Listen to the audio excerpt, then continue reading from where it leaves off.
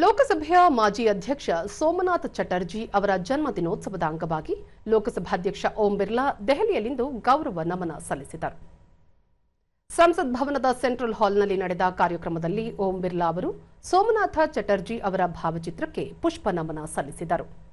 ಇದೇ ವೇಳೆ ಹಲವು ಸಂಸತ್ ಸದಸ್ಯರು, ಮಾಜಿ ಸದಸ್ಯರು ಸೇರಿದಂತೆ ಹಲವರು ಉಪಸ್ಥಿತರಿದ್ದರು. ಅಸ್ಸಾಂನ ತೇಜ್ಪುರದಲ್ಲಿ 1929 ಜುಲೈ 25ರಂದು ಜನಿಸಿದ್ದ ಸೋಮನಾಥ ಚಟರ್ಜಿ ಅವರು ವೃತ್ತಿಯಲ್ಲಿ ವಕೀಲರಾಗಿದ್ದರು. 1968ರಲ್ಲಿ ಸಕ್ರಿಯ ರಾಜಕಾರಣಕ್ಕೆ ಪ್ರವೇಶಿಸಿ 1971ರಲ್ಲಿ ಮೊದಲ ಬಾರಿಗೆ ಲೋಕಸಭೆಗೆ ಆಯ್ಕೆಯಾಗಿದ್ದರು. ಸತತವಾಗಿ 10 ಬಾರಿ ಲೋಕಸಭೆಗೆ ಆಯ್ಕೆಯಾಗಿದ್ದು ಸೋಮನಾಥ ಚಟರ್ಜಿ ಅವರು ಭಾರತೀಯ ಸಂಸದೀಯ ವ್ಯವಸ್ಥೆಗೆ ಗಮನಾರ್ಹ ಕೊಡುಗೆ ನೀಡಿದ್ದಾರೆ. 1996ರಲ್ಲಿ ಅತ್ಯುತ್ತಮ ಸಂಸದೀಯ ಪ್ರಶಸ್ತಿಗೂ ಭಾಜನರಾಗಿದ್ದರು. 2004ರ ಜೂನ್ 4ರಂದು 14ನೇ ಲೋಕಸಭೆಯ ಸಭಾಧ್ಯಕ್ಷರಾಗಿ ಅವಿರೋಧವಾಗಿ ಆಯ್ಕೆಯಾಗಿ 2009ರ ಮೇ 31ರವರೆಗೆ ಹುದ್ದೆಯಲ್ಲಿ ಮುಂದುವರೆದಿದ್ದರು.